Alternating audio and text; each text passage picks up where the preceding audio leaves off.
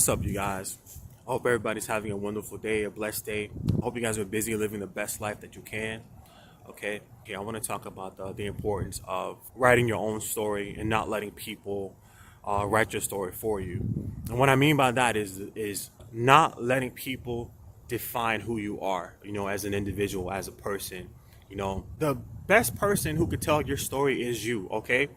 You will find, and we always find, that there's always people who try to tell our story for us. People who know nothing about us, people who have not a clue.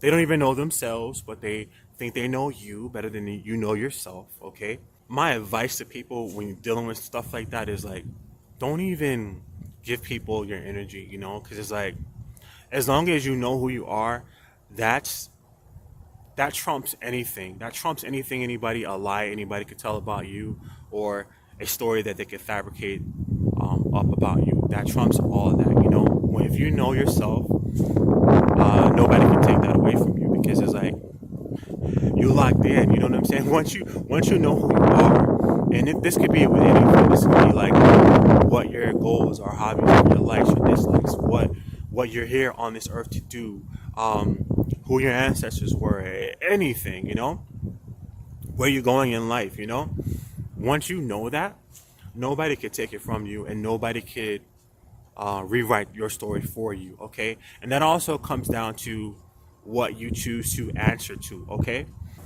Once you know who you are, no one can take that away from you. You don't have to prove anything to anybody, You don't have to prove where you're from. You don't have to prove where you're going, where you've been. You don't have to prove what you have in the bank. You don't have to prove nothing to nobody, okay? Because it's nobody's business but you and the people that you care about, or the people that people who you give that authorization to. And I say authorization, this is like people who you respect and people who you say it's okay for them to approach me in that kind of way. You know what I'm saying? So know yourself. One way that you can know yourself is to, if you're having issues with that, like if you don't really truly know yourself, or know like, what makes me tick? What do I want to do? What do I want to, and this goes back to like, what do you want to do in life? Or what makes you happy? How to find yourself, For me, it starts with you disconnecting from everything around you, right? Disconnecting from other people, not worrying about other people, just disconnecting in general, and allowing yourself to quote unquote date yourself, or just allow yourself to make you the MVP in your life at that moment, so that you're able to make yourself the primary focus in your life, so that at the end of the day, the shift, the focus goes back onto you, okay? And it goes back onto like as simple as things like, what do you like to eat? What music do you like to listen to? What hobbies do you have? What goals do you have? What goals do you want to achieve in your life? It goes back to all those things, and we have to make sure that we are quieting our mind as well, like taking care of our body, meditating, exercising, eating the right foods. I need to practice what I preach right now, because I fell off the wagon a long time ago, but I'm getting back on that wagon, yeah. But like watching what you eat, taking care of your body, and also watching what like music you listen to, like on the vibration, the frequencies and whatnot.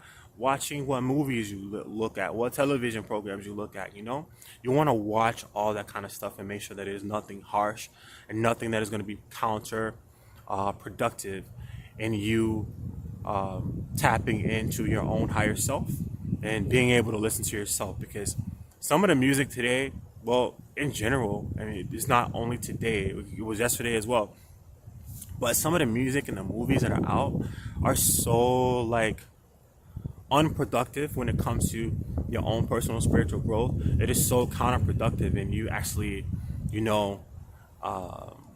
tapping in and getting connected with who you are.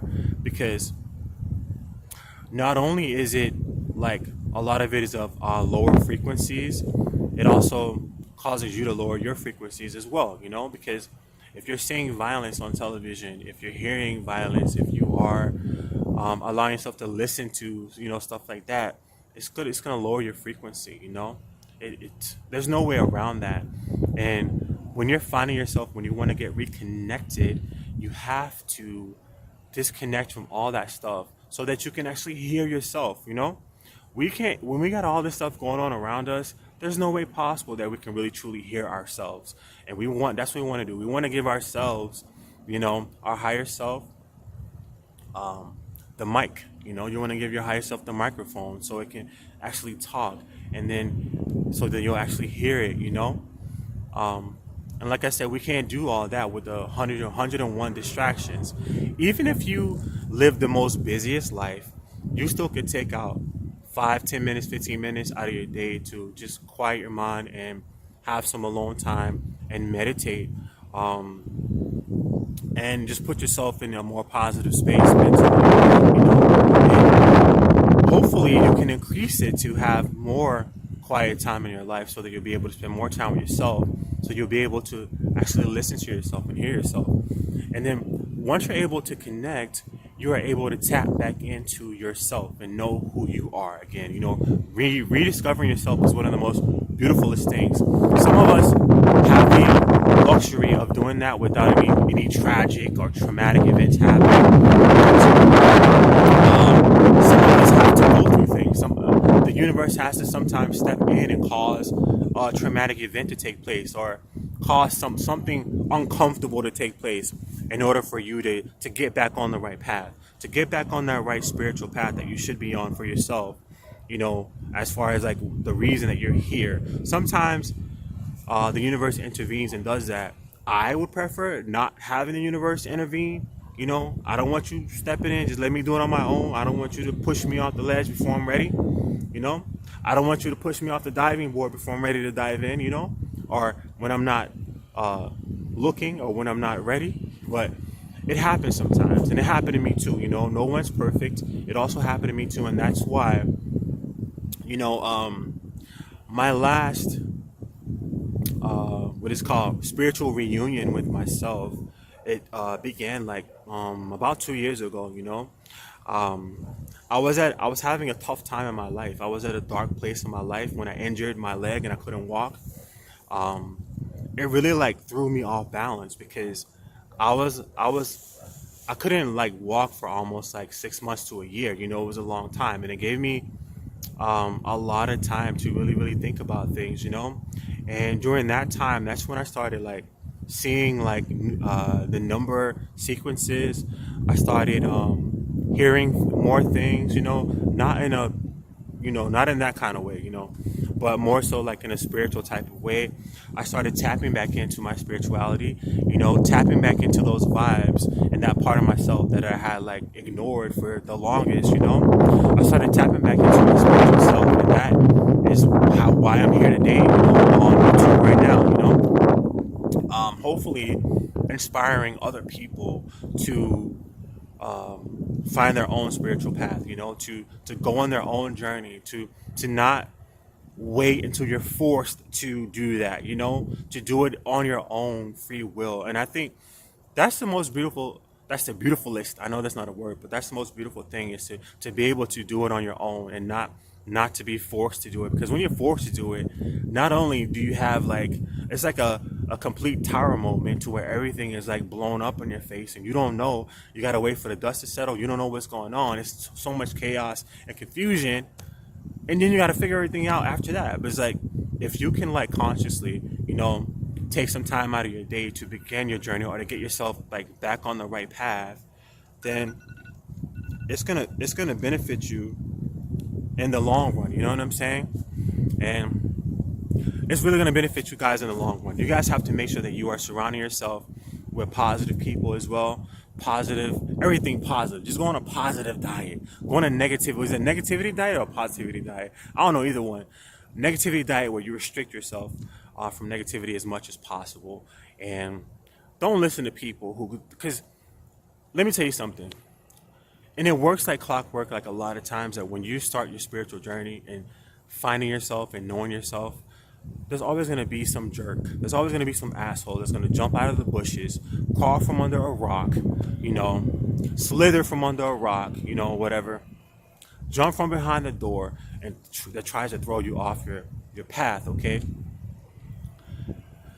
I'm letting you know that now, so just prepare yourself for that, anything like that, so that you can just like, bob and weave, duck and, whatever, uppercut if you got to, and get back on your path, don't let the haters, don't let the crazy people that's out here, because there's a lot of zombies that are walking out here who don't know how to think for themselves, who don't have a brain, who they just look at other people to tell them whatever, and they just agree with it without even using their brain. They're just like so disconnected, and they don't want to see you disconnecting the right way. They don't want to see you disconnecting and connecting back to your spirituality, because it's something that they don't understand and they don't know. So that's where those haters come from, because they don't understand your journey, and it's probably wasn't meant for them to. Maybe it's not meant for it's not their time, or it ain't meant for them to do it. I don't know. But either way, we're going to focus on those people. Just focus on yourself. Bring the focus back to yourself. You are the MVP. You are the star of this show. You write the own kind of your show the way that you want to write it, just like an actor does. You're going to study your character, and your character in this show, the star of this show, is yourself. That's the character that you're here to play, yourself. So make sure that you do the background research on yourself. You take the time and give the energy that you need to give and to put into this role that you are playing, so that you can play this character, this role, to the best of your abilities. And what I mean by playing this character and playing this role, this is living your best life, not living your best life with the least amount of limitations as you can have it, and with the maximum amount of clarity of yourself, knowing yourself, that you can have. You know what I'm saying? And I'm going to talk about this later. I got to get back in right now. But yeah, much love and light to you guys. If you guys have any topics you'd like me to speak on, just let me know, and I will talk about those. And I wish you guys all the best. Okay, love and light. Ciao.